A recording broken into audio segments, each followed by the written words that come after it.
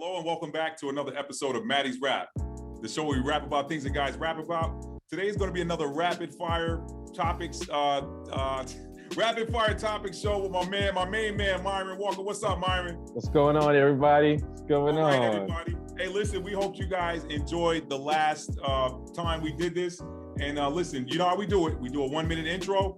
We got 10 minutes of rapid fire topics, and we do a 1 minute outro. So we got about 30 seconds left before we hit the start button. So Myron, anything you want to say before we get in? You want to talk to your fans? You want to talk to your followers? I always greet everybody with peace and blessings, and we always jump in face first. So let's just do it. All right, well, you know what? Hey, listen, without further ado, then listen, guys, pay attention to the links at the end of the video. For those of you watching this on Matt Talford channel, and for those of you watching on Myron Walker channel, Myron's gonna have some special announcements for you guys when he does his portion of the video. We're at the 10-minute mark. Let's go, Myron. Let's go. All right, let's go first. We're gonna flip a coin. I will allow my elder to go first.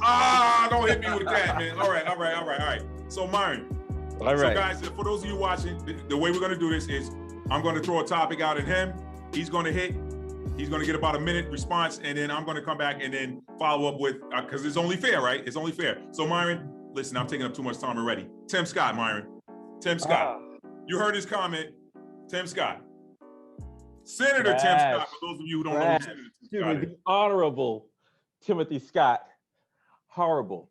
Let's just give it to you straight, no chaser. Like, that comment alone, I already didn't really care for him like that, but that comment about America isn't a racist country is just, it's ignorant, it's asinine, and then to come from a brother to say that, is just crazy to me. It's absolutely crazy.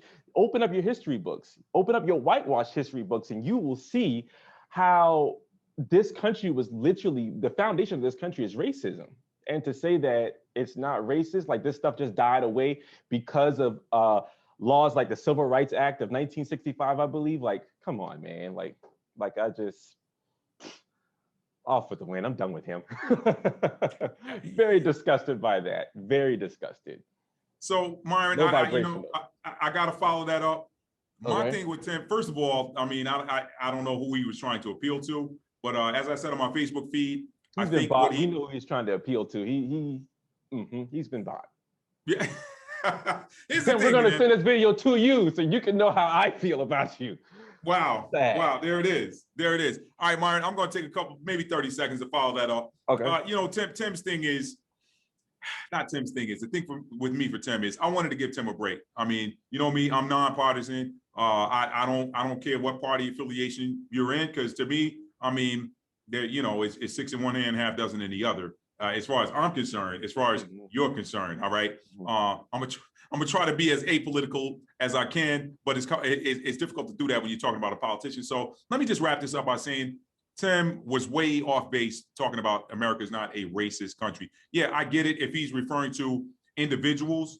And on my Facebook feed, I was, well, not my feed, I was talking to a friend of mine on responding to hers. I feel like Tim, if he was trying to say that, there's certain, everybody in America is racist, absolutely not. I don't think that's the case. I think the media does a great job of playing up the minority and making it look like the majority. However, America as an institution is a racist country, all right? And there's no way, there's no 2 or 3 ways about that, all right? That's now, right.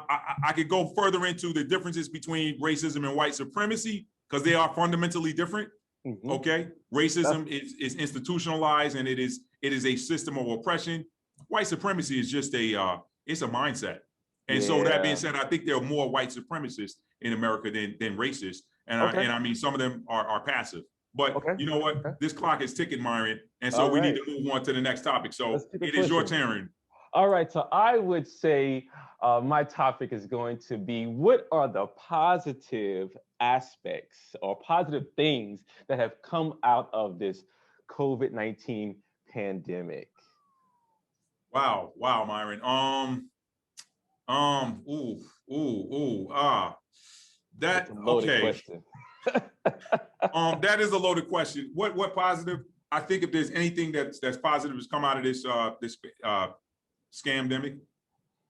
Okay. Plandemic. Anything positive has come out of this scamdemic is, I think what it has done, it is it has really. Oh, Myron, that's a hard one. You stumped me with that because there's so many ways I can go with this. Let me be quick. Let me put maybe 20, 30 more seconds on this and pass it back to you. Okay. If there's one positive that has come out of this, Myron, it is the fact that we see who the real spiritual warriors are on this planet. All right, people that are not afraid to look for the holes in the story, and there's a lot of holes in this story. All right, we know that the mainstream media, they do what they do. Yeah. And what I've seen a lot in this, Myron, is it has also allowed us to see how this world's not even. It's not equal. In other words, if people are going with the mainstream narrative, their stories are being played up. If people have an alternative narrative that where they're exposing the holes in the mainstream story, then their stories are being silenced. So the thing that I'm most proud of with this whole thing, and I call it spiritual warfare, which is what it is in my opinion. Absolutely. I think that it has allowed us to see who the real courageous people are, who are not afraid to stand up and bark and clap back at a system of mental enslavement. That's one positive. Now you can't throw that question out at me without answering it yourself, Myron. So what you got? I would say that when we look at the original quarantine of March 2020, that was a period of where people were a lot of people were temporarily and unfortunately permanently laid off from their jobs. But especially the folks that had that temporary time off, that was a good time to just be with your family. That was a good time to spend time with your children, with your spouse, learn about the people that you're living with. And not just living with, but learn about your neighbors and your extended family, other relatives and whatnot. And for a lot of people, I'm from the mindset of, what the devil meant for bad, God meant for good. So you either take what's bad and turn it into good. And I'm actually going to do a video on that this month. And but there's been so many new businesses that have come from that. Like for me, for example, when the original shutdown happened, and I speak about this in one of my other videos, where I was employed at. I mean, I pretty much had a vision that they were going to fire me. I didn't know when it was going to be. But because of that birthed a business that is forthcoming of mine, and it really kind of kicked me into this high gear of not relying on white supremacists to feed me, clothe me, and house me. I got to do it myself. You know what I mean? So for me personally, it was very motivating, and I know for thousands, tens of thousands of other people, it was motivating, especially folks who did lose their jobs. You know what I mean? Let's get out here and create our own businesses and build the communities back up and build up our families, kingdom building. Yeah, all right. So well, Myron, we got just over 2 minutes left. Okay. So let's try to see if we can squeeze in one, maybe two more topics. And real quick for the folks watching, the reason why he said I didn't have to rely on white supremacists to feed him. You need to check out his channel if you're watching this on Matt Talbot's channel. This is Myron Walker. He's got an interesting story about the churches that he played at. Okay, I'm gonna leave it at that. Next topic, Myron. America. Okay. Can America come back from the sinkhole that we're in right now, or is this country done? Are we seeing the death of an empire like we have seen with other historically great empires like the Greeks and the Romans and the Egyptians in times past? The short and simple answer is also something that I also do talk about on my page. Short and simple for the sake of time. America has to right their wrong. Okay, America made a promise to a group of people that they did not pay up on. So, and you know exactly who we're talking about. Say it, Marvin. Say it. America needs to right their wrong for the Negroes. Okay. For the Black people. Okay. As so-called Negroes, so-called Black people. Okay. So you got to pay up your reparations. I'm not going to go any further into that as to why I think America will fall because of time. But I'm gonna pass that one back to you. Reparations do need to be paid. Wow. Okay. Well, you know what, Myron, I don't disagree with you on that. I'm going to try to cut straight to the point. I think when you compare the American Empire, that's what I'm gonna call it what it is, to past greats, the Roman. I shouldn't. Let me roll that back. Let me not say greats because it's great if you look at it through one lens and not so great if you look at it through another. But I think that we've seen. I think America has seen its best days. I think if you look at the prophecy of Daniel chapter 2, it talks about the great statue and how those pieces of that statue represented four kingdoms. I've always believed from the first time I read that chapter in 1991 that America was that last kingdom. All right, you can go and read Daniel chapter 2 on your own. I might throw the thing at the bottom of the screen here by the time we upload this, but I think that I don't think there's any coming back. I think America has seen its heyday. It's sad to say, but Bible prophecy has to be fulfilled. And there's been a lot of wrongs. And to your point, there's been a lot of wrongs to the biblical children of Israel. And I know that's going to rub some people the wrong way, some people that are not a part of that group. But the biblical children of Israel have been wronged, and that wrong has not been corrected. But that was prophesied to be so. So it is going to be corrected, but it's going to be corrected from above. So, Myron, you know what? We got about 5 seconds left, but I'm almost tempted to just extend this just a little bit to, let me hit the stop timer. You know what? For the benefit of the people, because we're unbalanced here, Matt threw 2 topics out. Myron only threw out 1. Myron, we're going to go an extra 2 minutes, and let's let you drop one more topic. Yeah. So a few days ago, I was on the phone with my cousin, and she had her niece, who's also my cousin, 4-year-old Honesty. Shout out to Honesty. And she said to me, Myron, grandma's in heaven, referring to my aunt Carmelita, who passed away a couple of months ago. And she said, well, I don't see you. Are you in heaven too? And it made me think. Wait. You said this is your niece? No, this is my little cousin. Your little cousin, how old is she? Yeah. She's 4. 4. Oh, okay. 4. Yeah. That's still tender, pure age, where they're seeing exactly the world through the way their eyes that they see it. Go ahead, Myron. Absolutely. So because we went out on FaceTime, she asked me if I had gone to heaven too. So it made me think, Matt, is heaven and or hell a place, a physical place, or is it a state of mind? Is it a part of the universe? Is it a part of the multiverse? Like, what is heaven and hell? So Myron, coming up in the Christian faith, the Christian tradition, once upon a time, I thought heaven was a place you died and went to if you were a good person or if you were saved. And that hell was a place that you went to if you were a bad person or you were a sinner or not saved. But now that I feel like I'm awakened spiritually and awakened to what is reality, I'm here to say that I don't believe you die and go to eternity. I believe that we're in eternity. I believe that eternity is right now. And what you're looking at when you see me and what I'm looking at when I see you is just a vehicle that carries the soul. So with that being said, I feel like heaven is an experience. I feel like heaven is an experience that you experience in a body. Okay, so now paradise, like if you look at the Messiah when he talked about, hey, when he told the other thief on the cross, he said, hey, today you'll see me in paradise. I think what he was telling them is, hey, we're going to go to that place that the souls go to check in once they exit from their bodies to be judged or to be judged and then to be reassigned. Okay, but I feel like heaven is bliss and hell is torment. There are people that are tormented in this life right now. Yes. And there are people that are living blissful lives. So, but I think that may play a role in the acts that they committed in their previous lives, possibly. Because I believe, even though I was raised in the church, I do believe in reincarnation. I do too. And I do believe in heaven and hell as well.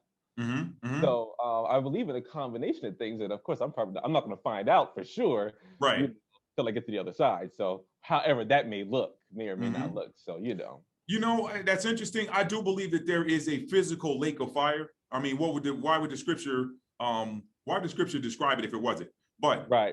I sort of shed that whole fear tactic that the church establishment puts on human beings to control them. When I read and overstood or understood the scripture that says that the Most High did not create the hell for us, but that he created it for the devil and his angels. So I said to myself, well, if I'm not the devil and I'm not one of his angels, then how am I going to go to hell? Yeah.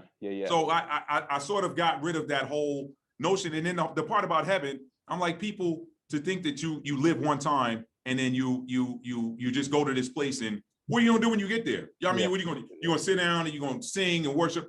I'm like, It's got to be getting pretty full if there's these billions and billions and billions of souls that die and go there daily. It's got to be pretty full. So I sort of shed that thinking. I don't think it works that way. And last thing I'll say on this, Myron, is if the prophecy says that John said, "Behold, I saw a new Jerusalem. Yes. I saw a new heaven and a new earth." The heaven, if you look in Genesis, the heavens is the sky. Okay, the earth is what we stand on. So if he's saying he saw a new heaven and a new earth, that means he tore up the old one and recreated a new one. It also said that he was going to come down and the Most High was going to make his dwelling among the children of Israel. So if he's going to make his dwelling here and he's going to bring New Jerusalem down, then are we going to swap places? You know what I mean? Right. So I don't think heaven is a place that you're going to go to for perpetuity. I think that it is a check-in place. I think it's R&R. I think it's rest and relaxation where you get joys and you spend a little bit of time. You're like, okay, all right, your next assignment is this. Okay. Or as some people say with the soul group thing, and I believe in soul groups, some people say we choose our assignments. I'm digging a little bit more into that. But my point is the scriptures are a lockbox. They kind of keep it closed. And I think there's more to spirituality than just, I don't discredit the scriptures or discount them, but I think there's more to spirituality than what is just presented. Yeah, because I'm not 100% sure, of course, what the afterlife is. Because like I said, it's like I can see different sides and different points when it comes down to the reincarnation argument, or even the argument that some atheists may have that, oh yeah, we just have this life and then that's it when it's done. And then, heaven and hell, and then also purgatory. I mean, guys, I was around a whole bunch of Catholics for a very long time. So, there's that. So yeah, it's just very interesting. We'll kind of dig into it a little bit more, but I don't need to go crazy trying to wrap my mind around it. No, maybe we need to devote a single show to this. But Myron, before I wrap up, I want to just throw, just as an add-on to your question, do you believe that this is the first time you've been here on Earth? No, absolutely not. So absolutely not. If and you don't believe, you asked me that, and this is probably might be a little bit of confirmation because I'm editing a video and I briefly make a joke about that in the video, saying that this ain't my first time here. So yeah, I'm gonna just take that as confirmation that this isn't. And see, Myron, I'm going to agree with you on that. If this isn't your first time here, then this won't be your last time here. Yeah. So the book of Ecclesiastes says there's nothing new under the sun. And what is has been, and what is going to come is already. So something to that effect. Don't quote me on. I'll find that scripture and then throw it in a little splash screen at the bottom or something. But anyway, So I'm with you on Myron. So listen, if you don't believe this is your first time here, and I don't believe this is my first time here, then perhaps we've been to heaven. Yeah. Who knows if we've been? I don't even want to even imagine that other part. You know what I mean? Right. I would like to think that because I try to be and live righteously now, and righteously meaning, righteousness is according to, or righteousness is with regards to doing the right thing. But anyway, Myron, we could delve on into this, and we're way over time. So I'm going to wrap this up, man. But do you have any final thoughts before we wrap it up? For the sake of time, let's just go and just wrap it up. Nice seeing everybody again. Back on Maddie's Rap. Maddie's Rap. That's right. Maddie's Rap. The show where we rap about things that guys rap about. Right. And listen, right. And to Myron's point, or just to follow what Myron just said there, guys. Final thoughts. We'd be remiss if we did not say, please give this video a thumbs up. Whoever's channel you're watching on, whether you're watching on Myron's or mine, please give the video a thumbs up and subscribe. If you have not subscribed already, please subscribe. If you're a returning subscriber, thank you so much for watching again, and thank you for sticking with us. Definitely comment as well. We got to have comments and conversations about these topics. Very important. We want to hear what you guys think, and I'm always saying how important it is to comment. Comment, again, and I'll say this and wrap this up. I watch a lot of YouTube videos, and to me, I tend to go into the comments first to see what people are talking about, to see if it's even a video I want to watch. So I want to see what the dialogue is, and then I get engaged in the dialogue after watching the video. So listen, YouTubers, they present a topic or something, but really the dialogue doesn't happen and the community involvement doesn't happen until you guys comment. So please comment and share it with your friends so they can comment. Absolutely. And for my co-hosts Myron and myself Matt, You've been watching Maddie's Rap, or on Myron's show, you're watching whatever Myron wants to call it. You guys, there you go, Myron Walker. So you guys, thank you. Hey, listen, be blessed. Have a great night. Tell somebody you love them and mean it. How do you mean it? You show it. It's one thing to say you love somebody, but when you show it, you lock it in. So love you guys. Thanks for watching. Peace.